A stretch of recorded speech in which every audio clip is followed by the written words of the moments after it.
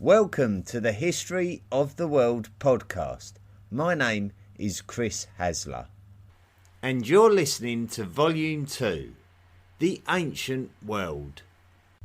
This is Episode 17, The Battle of Kadesh.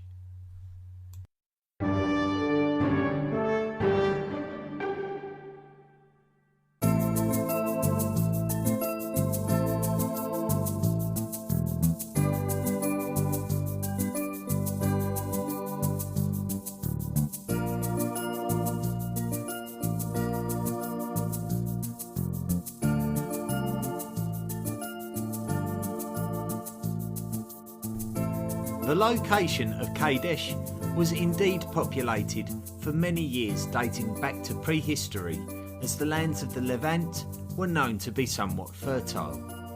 The site of Kadesh is now a mound called Tel Nebi Mend, and it is situated adjacent to the Orontes River, although there was likely a fork in the river in ancient times, and Kadesh sat right in the middle of the fork. The only way to access Kadesh without a river crossing was from the south. Whoever was living there may well have been approached by the Neo-Sumerians during the 21st century BCE, and possibly even the Akkadians could have encountered them shortly before. The largest modern city to Kadesh is the Syrian city of Homs, and to the northeast of Homs lies the ancient city of Qutna. Qutna was the most influential local city to Kadesh, and so much so that it would actually carve out its own little Near East kingdom, which shares the name Qutna, and Kadesh would have been under its influence during the early part of the 2nd millennium BCE.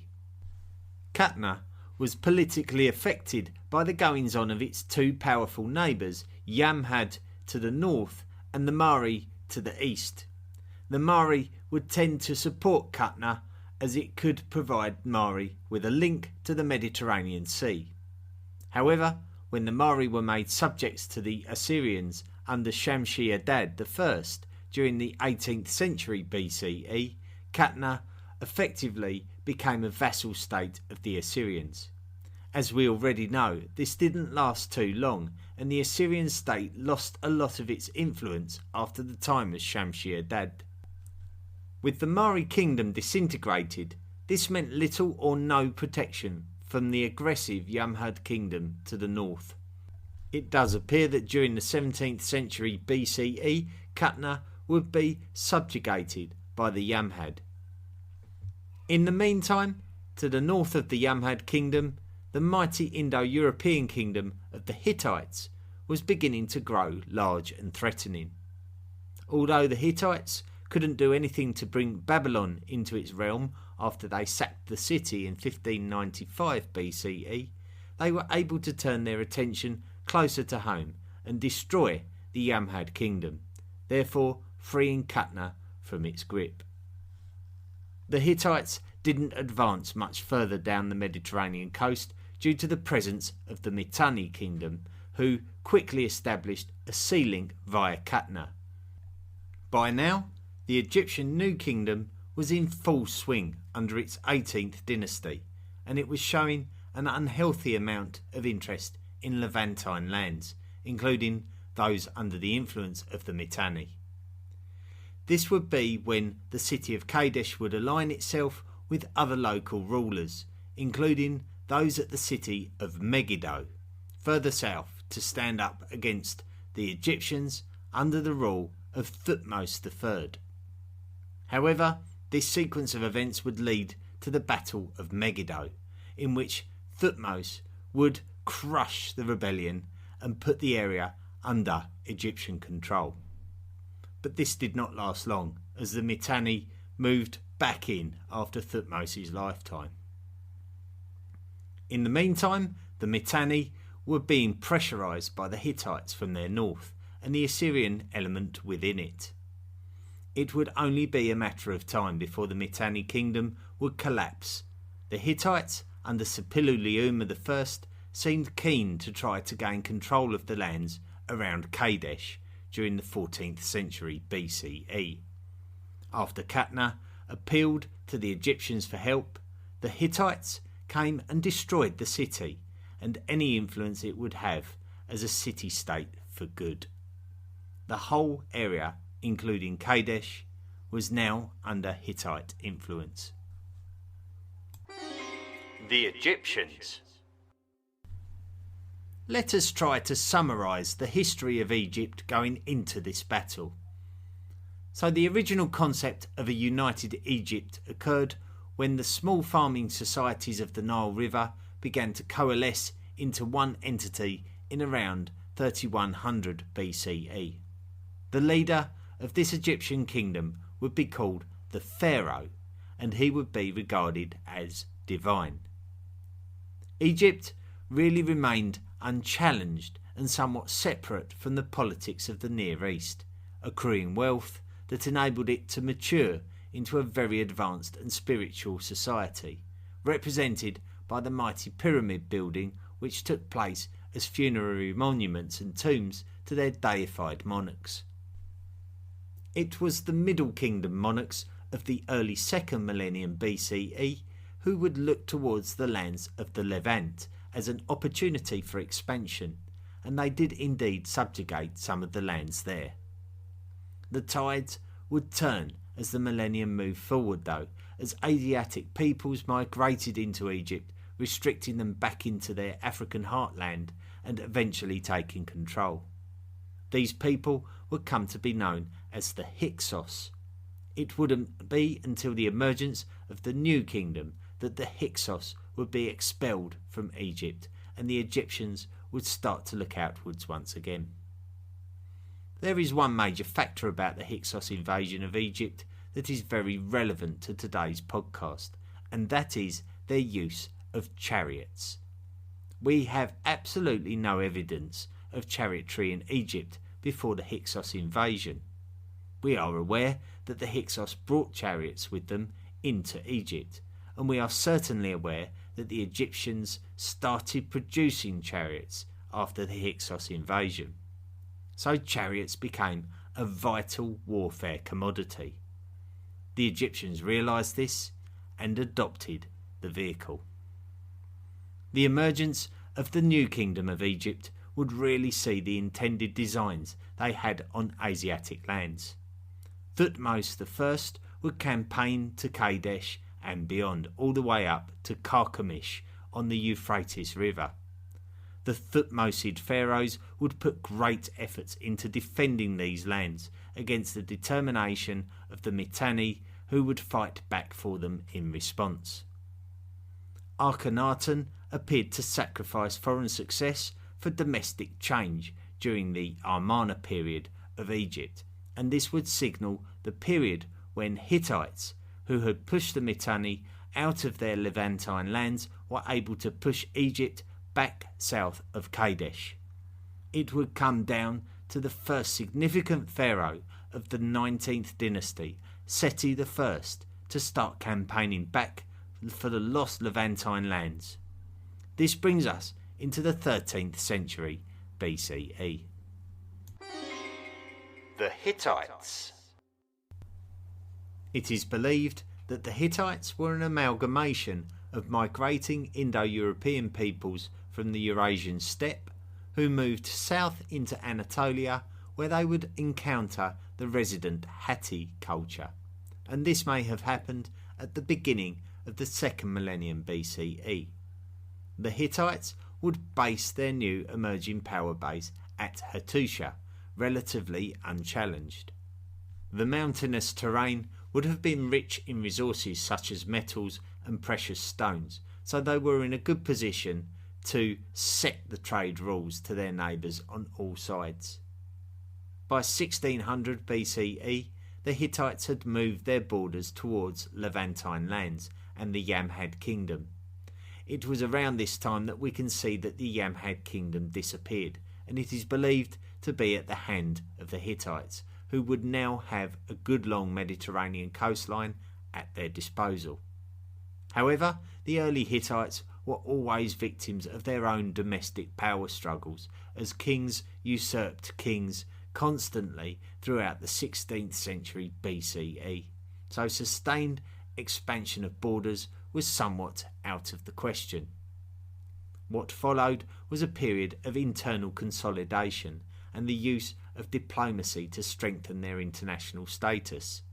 Ironworking would have become an important technological advancement for this period too, and although iron was more difficult to work with, it was quite easy to find, and the end result was much more reliable than bronze.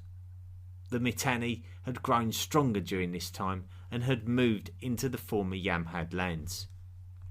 So into the 14th century BCE, and a time when the Hittites would start flexing their muscles again. After pushing the Mitanni out of former Yamhad region, the Hittites would subjugate the Mitanni and effectively put an end to their ambitions. The Hittites, under Suppiluliuma I, would then venture down the coast to the Egyptian-held coastal city of Byblos and force them out. What happened next was a bizarre set of events between the Hittites and the Egyptians.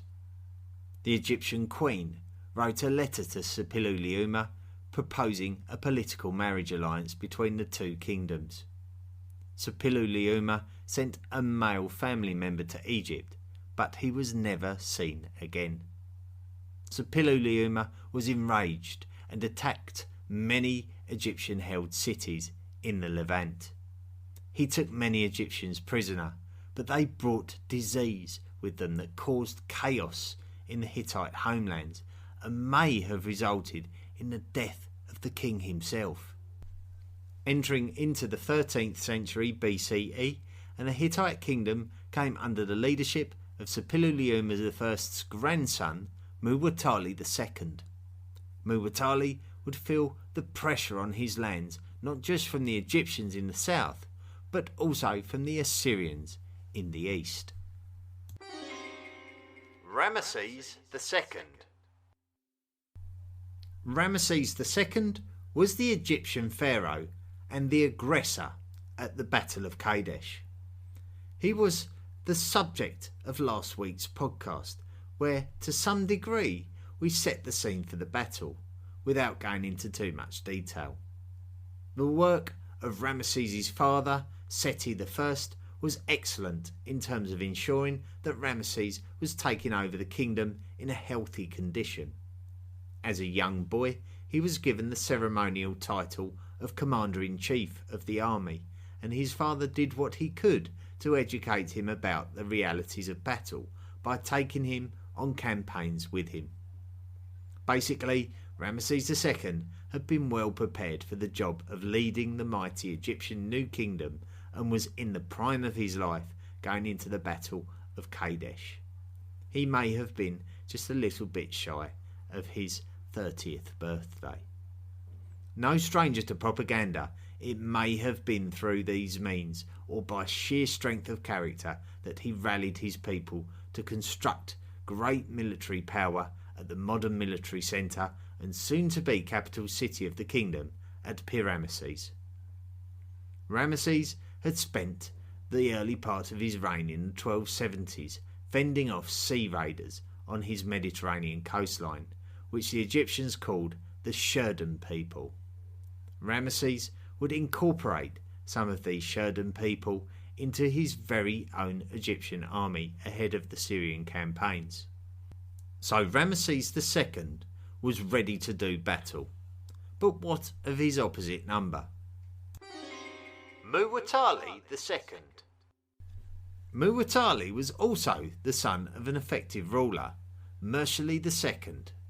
At a time when the Hittite kingdom could have had fortune swing one way or the other, Mursili II took the throne and led successful negotiations with his neighbours to secure his borders. Muwatalli would have likely been exposed to this from a young age. It is difficult to know exactly how old Muwatalli was at the time of his accession in the mid-1290s, although I tend to suspect he may have been in his 20s, as his father was likely to be a young adult upon his accession, and he reigned for just over 25 years, and he was the eldest son of Mursili. Muwatalli would have reigned as king of the Hittites for around 16 years by the time of Ramesses' accession to Pharaoh of Egypt, so I would suggest that maybe Muwatalli was in his 40s by the time of the Battle of Kadesh, significantly older than Ramesses. Muwatalli would have had dealings with Ramesses' father, Seti I.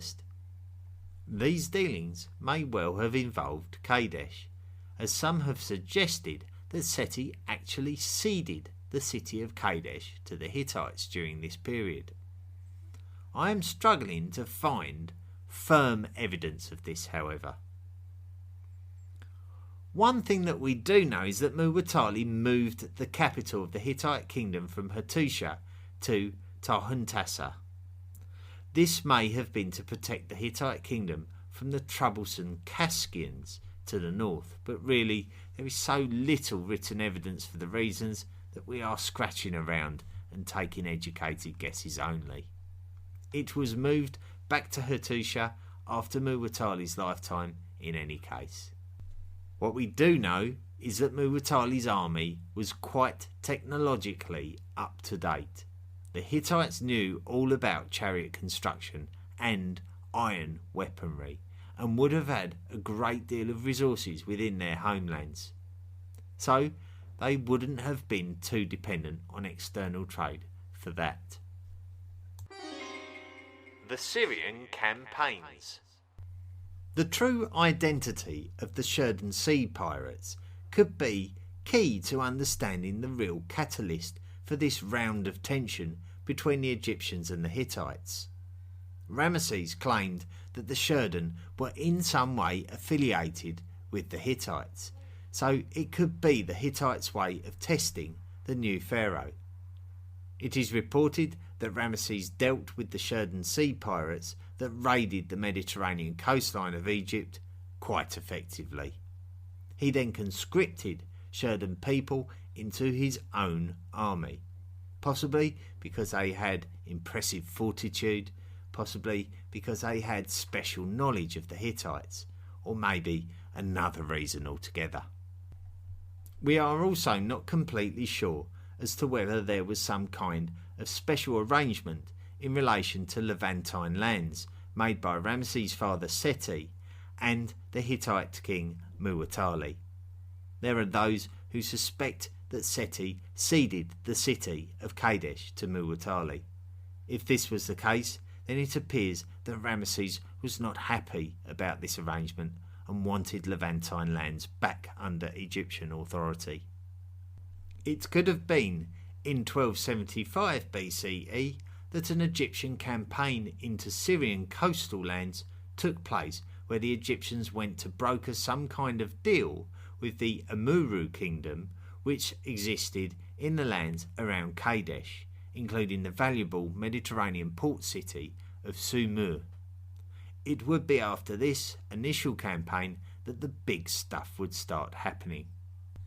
It would be at his new military headquarters of Ramesses that Ramesses II would begin to assemble a huge military force. Estimates suggest that 2,000 lightweight chariots were constructed, something that the Egyptians may not have even realised had existed until the invasion of the Hyksos into Egypt some 400 years previous. These chariots would have a driver and a spearman, or a bowman, or maybe someone that could do both, but essentially they were a horse-drawn two-man vehicle. We also believe that Ramesses had compiled an army of around 20,000 individuals, and they were separated into 4 divisions named after Egyptian deities: Amun, Ra, Set, and Ptah. It is believed that Ramesses dispatched a party of 5,000 men to secure the port city of Sumer before the bulk of the army made their way towards Kadesh itself by departing from Ramesses and heading across Sinai to the Canaanite city of Gaza before pressing into Megiddo, the site of a previous Egyptian battle against Asiatics, and then onwards to a small town just south of Kadesh called Shabtunah. Now, I'm going to try to describe the geography of the area. I want you to picture a blank square, which is going to be the blank canvas on which I paint the map for you. I want you to imagine a river entering our map from the north and heading directly south. Now, the river will split into two separate rivers, and both of these are going to run off to the south. So now we have what looks a bit like a lowercase letter N hanging on a piece of string. The city of Kadesh is situated right underneath the fork, so you should now be able to see that the city is surrounded by rivers from three sides: the north, the west and the east. The Egyptians would have been approaching from the bottom right hand corner, heading northwards. So at some point they would have had to have crossed the river to be able to approach Kadesh from the south. The river is actually called the Orontes River, and the crossing point is at that town we mentioned called Shabtunah. Are you with me? If not, don't worry, there will be maps published on the website and the social media pages. We believe it was while the Egyptians were preparing to cross the Orontes at Shabtunah that they managed to capture two Bedouins who had been found loitering around a little bit too close by for comfort. Bedouin is a general term for people of the Arabian desert, so it would be best to assume that these people could be loyal to the rival Hittites. In actual fact, these two Bedouin spies were in the business of providing false information to the Egyptians. The aim of the Bedouins was to convince the Egyptians that the Hittites were 200 kilometres away in Aleppo and that Kadesh had limited defences. Ramesses would not be allowed to hesitate if this was the case. He would have to advance on Kadesh quickly if he were to take the city before the Hittites could aid the city's defence.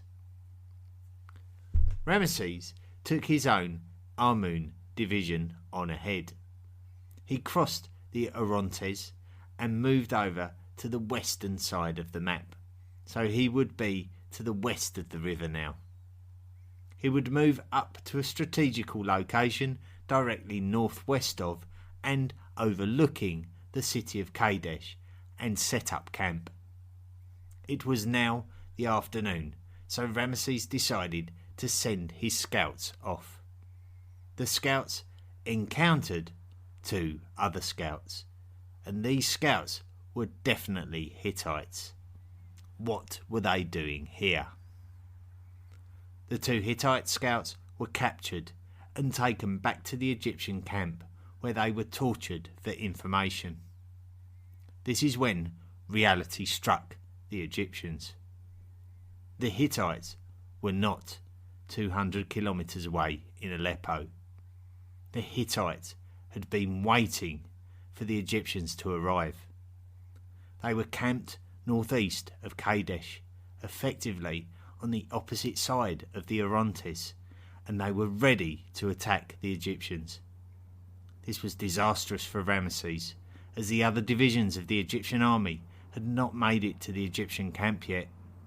So worried was Ramesses that he sent his vizier and royal princes away from the scene to avoid them all being killed at once. Ramesses was as alone as he would ever be, with just himself and one division of his army against the mighty Hittites. The Hittites were prepared. Facing the Egyptians could have been as many as 27,000 foot soldiers and 3,000 three-man chariots. Bigger chariots than the Egyptians, but this could make them more cumbersome in open field warfare. it was still seriously bad news for Ramesses II and the Egyptian army as the Battle of Kadesh began. The Battle of Kadesh. Alongside Ramesses II's viziers and royal princes sent away were also messages to those 5,000 men, if you recall, that had been sent to secure the coastal city of Sumer. However, what Ramesses II really needed was his other divisions, who were following on from Sabtuna, to catch up and help to present a formation against the Hittites. He absolutely needed, at the very least, to hold off the advancing Hittites to buy himself some time. He was completely on the back foot, and an advance on Kadesh was absolutely out of the question now. It was about defence and salvaging as much as possible from a shockingly bad situation. The Ra division of the Egyptian army was somewhat oblivious, advancing northwards from Shabtuna. The Hittites quickly crossed the Orontes and attacked the Ra division, who was simply not prepared for this attack. The Hittites destroyed the Ra division, and all that remained of it were fleeing soldiers desperately trying to reach the relative safety of the Egyptian camp. The temptation was far too much for the Hittites, as the opportunity suddenly emerged to pursue the remnants of Ra division all the way up to the Egyptian camp for the intended final attack. Things just could not have gone worse for the Egyptians now on the brink of certain defeat, and with their pharaoh exposed, surrounded by his core army only. There was really nothing to lose that wasn't already about to be lost at this stage. The core of Ramesses II's army may have been made up with an international flavour, as we do believe that Nubians had been conscripted in the past to the pharaoh's innermost protectors. It may be that the Shurden were asked to perform this duty, and there have even been bronze scales bearing Ramesses II's cartouche found in the Aegean region, which suggests that particular Mycenaean Greeks may have also been conscripted. Regardless of where they were from, it would still have been the kind of low numbers that would not have been able to resist the mighty Hittite army. If only Ramesses had more time to gather all of his remaining resources. The Hittites themselves then went on to make a tactical error. Their eyes grew big at the sight of the Egyptian camp, and rather than regroup and plan the final phase of the battle to eliminate the Egyptian threat altogether, the Hittites advanced with zealousness towards the Egyptian camp with two things in mind: to loot the camp and to destroy the camp. However, this really was just the work of greedy disunity, and Ramesses saw this opportunity to counterattack against the complacent Hittites. All Ramesses needed to do was to buy himself enough time for the Set and Petah divisions to rejoin him from the south, and the special elite force sent to Sumer with the special instruction to approach Kadesh from the west. Now there is debate over whether this elite force were a special division of foreign mercenaries, which are referred to in texts as the Niarim. These circumstances are what suddenly and surprisingly caused the Hittites to stop and think again.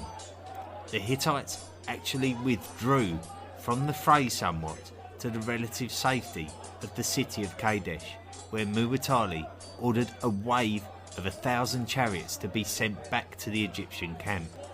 However, it does appear that this was enough time for the various divisions of the Egyptian army, including the mysterious Niarim, to bolster the resource of the Egyptians, and they really hit back at the Hittites hard, chasing them into a hasty retreat, with many being forced into the Orontes River amid all the chaos. When it came to the chase, the Egyptian two-man chariot proved to be superior to the Hittite three-man, which was so effective during the initial advances. The Hittites were now in need of the refuge of the city of Kadesh. Amazingly, the Egyptians had survived the genial deception and surprise attack which marked the start of the battle, and they weathered the onslaught just long enough for the different divisions of the Egyptian army to regroup and launch a significant counter-offensive. The Egyptians were the winners on the day, but they hadn't achieved what they had set out to do in the first place, and that was to recapture Kadesh and put it under Egyptian control once again. The aftermath. With the Hittites backed up into the city of Kadesh, the only sensible thing for the Egyptians to do was to put the city under siege. This would mean that most of the Egyptian military would have been able to stand down and return to their respective homes. Ultimately, the Egyptians could not sustain the siege, which in some reports state that it took place over a number of months. Other sources actually make no mention of the siege and simply say that the Egyptians abandoned the battlefield. For the Hittites, it was a piece of cunning that could have worked out to be one of the most disastrous episodes in Egyptian history. It was quite possibly the fact that the Hittites launched the first offensive that may have caused enough damage and provided the Hittites with enough time to get to the end of the day still in possession of Kadesh. For the Egyptians, it was a failure. The purpose of the campaign was to capture Kadesh. The outcome of the campaign was a fight for survival, which Ramesses and the Egyptians survived. Ramesses was not about to return to Egypt and declare this a failure, however, and it was reported as a great victory for the Egyptian army, with the crowning achievement being how Ramesses was able to survive the Hittite onslaught completely on his own, with only his god Amun to protect him. Great reliefs and artworks on his monuments would celebrate these achievements. It is this that gives Ramesses II his reputation as a master propagandist. Both the Hittites and the Egyptians were still active in the Levant in subsequent years following the battle, each of them stealing little bits of land that they barely had the resources to keep hold of, especially with all of the fickle peoples of the Levant who neither saw themselves as Egyptian or Hittite and appeared to side with whoever was offering them the best deal on any given day. With the emergence of a third party showing interest in the lands of the Levant, namely the Assyrians, it was time for both parties to proceed with extreme caution, as neither the Hittites nor the Egyptians wanted the Assyrians to muscle into this area and potentially threaten their heartlands with all the wealth that would come with the vital link to the Mediterranean. Muwatalli II actually expanded his area of influence in the Levant after the Egyptians left the scene of Kadesh, so that in itself strongly points towards the Hittites coming out the stronger of the two empires in the aftermath. However, it was only 2 short years after this battle that Muwatalli II died. This would actually serve to cause a bit of civil unrest in the kingdom of Hattusha, as Muwatalli's brother did not accept the accession of Muwatalli's son, Mursili III, and within 7 years had successfully usurped the throne and run Mursili out of Hattusha. He would rule as Hattusili III. Hattusili III was the Hittite king who was responsible for the famous peace treaty between the Hittites and Ramesses II's new kingdom of Egypt. The peace treaty was effective and ensured that the two kingdoms would not attack each other and would even come to each other's aid should a third party attack either of them. This is widely accepted to be a nod towards the aggressive Assyrian Empire.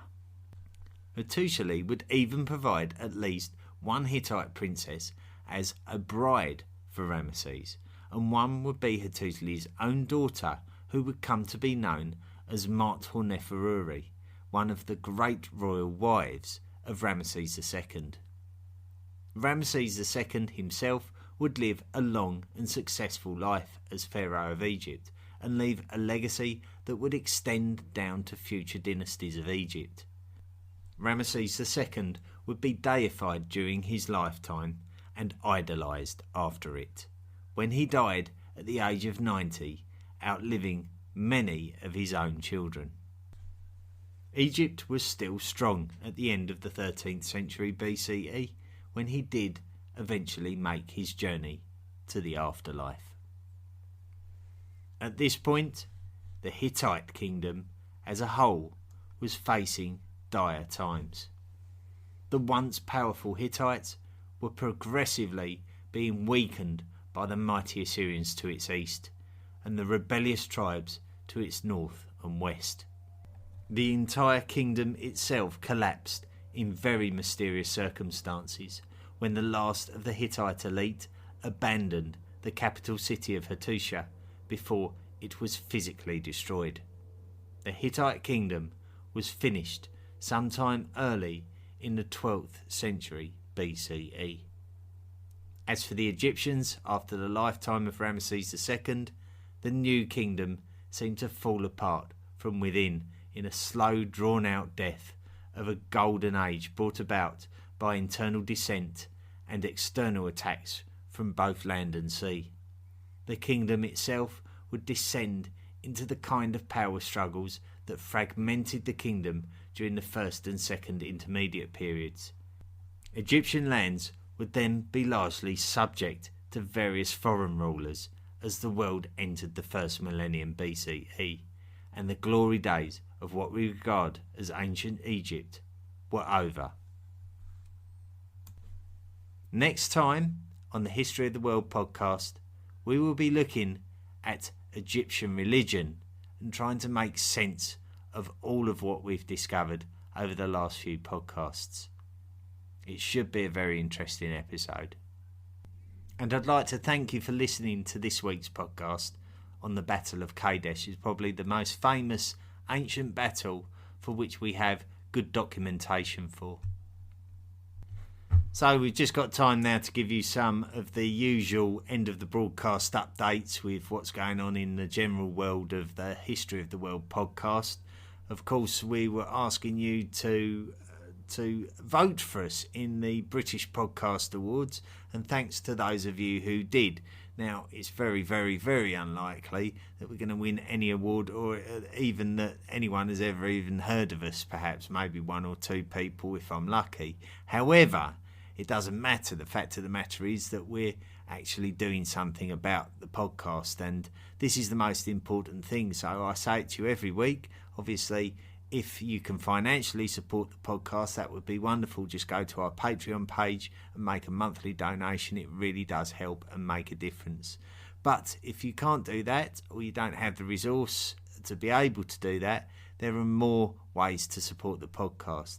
As long as you rate and review us on as many forums as possible and tell people about this podcast. Just interact with it, do what you need to do, share the pages on your social media, on your Facebook, on your Twitter accounts, Tumblr, and also if you have the ability to tell a friend who's interested in history, anything like that at all, it all serves to help the podcast. So please try and be active for the podcast, and it will help us to propel ourselves into greater places in the future.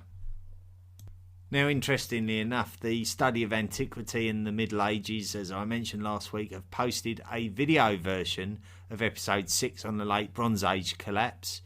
It seems to be very popular. We've had over 20,000 views on the video itself, and almost 500 likes. It's not going to be long before it reaches 500 likes on the video. So thank you very much to Nick Barksdale for producing that. He runs the study and the study of antiquity and the Middle Ages channel on YouTube, and he has a massive amount of followers and a large resource of videos. So if you've not been there yet, I encourage you to go and visit it.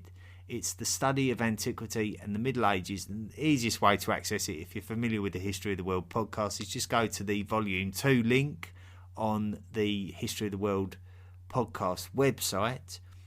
Go down to episode 6 where it says YouTube. Just click on that to the right of the download button.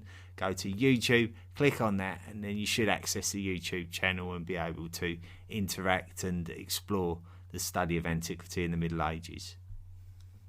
Those of you who do follow the social media pages, more especially Facebook and Twitter, will be very well aware that I did post something recently to say that we had almost, very, very nearly 100,000 all-time listens to the podcast. And we're not even a year old yet. Well, you know, it's my pleasure to announce that we have gone over 100,000 listens to the History of the World podcast. Not even a year old, and that's a huge number. I can't believe it, to be quite honest with you. I never thought that it would attract such numbers, and there obviously is also a very big podcast listener community out there as well for these numbers to be generated, and I feel like I've barely scratched the surface of the podcast world. So for that amount of people to be listening to the podcast is an absolute thrill and a pleasure. So thank you ever so much to everyone who's interacted with the podcast in any way whatsoever. In my opinion, you've all contributed in your own little way, and you should be very proud of yourselves. Last week I encouraged the Canadians to rate and review the podcast on Apple Podcasts, and sadly we only got one. Well, I say sadly, actually it's nice that I got one person who responded to that. So then I challenged New Zealand and no one's done it, so that's a shame, isn't it? I mean, that's the best way that you can support the podcast. Go rate and review us on Apple Podcasts, wherever you choose to listen to them. Maybe not a lot of people listen to Apple Podcast version of it from New Zealand. Perhaps that could be something to do with it. Who knows? I don't know. But please do rate and review the podcast. Even if you can't make a financial contribution, rate and review. That's really, really helpful to the podcast. Let's have a look at the latest Apple Podcast reviews that we've had. I'm going to go through them. We had Welsh I Am from the UK, who said, "Little gem, so pleased to have discovered this little gem of a podcast. Thought-provoking, considered, informative and well presented." Thank you very much. The next one is from Jim Dandy from the USA. Very educational and entertaining. James Callahan here. I'm a truck driver, I beg your pardon, from the Republic of Texas. I love your show, sir. I'm up to the colonisation of the world, episode 12, and very informed by your presentation. Thank you for these productions. Next one from Melissa Jane 80 from Canada. She actually made the effort to get in touch with me and let me know that she'd responded to my appeal for Canadian listeners to rate and review us on Apple Podcasts. She's written, "Broad look at history. While most of my history podcasts are on a specific topic, this podcast takes a broad look at the history of the world, from ancient times to more modern history. As Chris only in his second season at the time of this review, I have no idea how far he's going to go, but from what I've listened to up until May 2019, he's done an excellent job in his coverage. I hope that he continues for many years to come." Well, if I'm going to complete the project that I've set out to do, it will surely last for many years to come. I don't really, I mean, I originally thought it might be a 7 or 8 year project. It could well be a 10-year project now, looking at how things are turning out. The plan for Volume 3 is going to be about twice the size of Volume 2, so there's a lot to get through. Sargon the Great from the USA has put, "Love this podcast. I love relaxing and listening to this podcast. The host researches the subject well, and you can tell he is very passionate about history." Yeah, well, look, I mean, all of you guys are very passionate about your history as well. To be able to sit through these lectures week in, week out and get something out of it, you must adore your history. It's not something that anyone listens to if they're not interested in history at all. It's probably the most boring thing on earth. But if you like your history and you're going to sit through it, you will absolutely. I will appreciate exactly the feelings that you get from it as well, because they're the same ones that I get. So we all love our history, and it's great to be able to share these moments each week. Couple of little minor updates. We've got great web page links. I've just tidied the page up a little bit and popped a couple of other things in there as well. And what else have I done? Oh, that's right. I've started a Tiny Cards account. Now, if anyone has encountered Tiny Cards, it's a very good little flashcards site, and it's good for training for educational purposes, really. If you use Duolingo, the language learning site, then Tiny Cards is another site that's run by the same people, effectively. And what it is, you can actually go on there and learn and drill, like sort of these drills that you use when you're using flashcards, for example, to learn things. So you can actually go on there now, and I've created a set of flashcards that relate to ancient art and prehistoric art and ritual. So you can actually learn or get it drilled into your head what everything is, and this can sometimes aid you in any learning, any branch out learning that you choose to associate yourself with in the future. Your recollection power will be a lot higher for using a flashcard. So if anyone's got any ideas of any other flashcard sets that you'd like the History of the World podcast to produce for you or for the community in general, then please, by all means, let me know. Every time I create a new set, it's in the public domain, and that could therefore attract new listeners to the podcast. So it's another little interesting project. Give it a try. You can access it at the moment through the Facebook page. There's a link, but hopefully then I shall create a link on the History of the World podcast website as well. For those of you who follow the History of the World podcast on Twitter, 10 points to Matti Jokimo this week for successfully recognising that Dr. Janina Ramirez was posing with the Lion Man from Hollenstein Stadel. So well done to Matti Jokimo. Anyone that follows on Twitter will know exactly what I mean by that. But the Lion Man from Hollenstein Stadel was a mammoth ivory sculpture from ancient times, from prehistoric times, I should say. Now, the web page cleanup that I did on the links, on the great web page links, was thanks to a bit of a nudge that I got from one of our listeners from Melbourne, Australia. Her name is Rasha Saimaris. So thank you for the heads up. She said, are there any, could you recommend any visual documentaries? So I have got some embedded YouTube links on that page, which can be extremely helpful if you want to learn a bit more about particular things that have been covered on particular episodes of the History of the World podcast. But talking about ways that you can get in touch with the podcasters, so she chose to do that through the Facebook forum. Another contact that I had this week was a slightly more negative one, I'm afraid to say, and it was from one of my regular listeners who often keeps in touch, especially on the Twitter forum, Mr. Joel McKinnon, the creator of the Planet and Sky rock opera, who I've mentioned on a number of occasions in the past. He said he was not pleased with my choice of profile king or pharaoh, Ramesses II. He said it should have been Thutmose III. He said he was the main man, the Egyptian pharaoh who was involved in the Battle of Megiddo from the Thutmose dynasty, the 18th dynasty, where the New Kingdom began. And he's so important to him that he actually even wrote a song many years ago, and you can actually listen to this song. It's actually quite good, to be fair to him. I will ask his permission whether I can post a link to the song on the website, on the Facebook page, and then hopefully I will be able to share his song with you. Now, I hope I don't get into too much trouble for making promises about other people's work that are not my place to make promises with, but if he gives me the thumbs up, I'll post the link.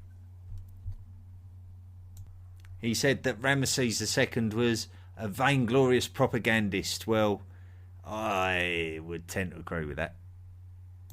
Thanks also to Brian Chase, who spotted a couple of broken links on the website. Thank you for helping me to correct those, Brian. I had a message from Andy Hardy, who contacted us through the History of the World podcast website, said absolutely fascinated by this series. There's so many little factoids that I love.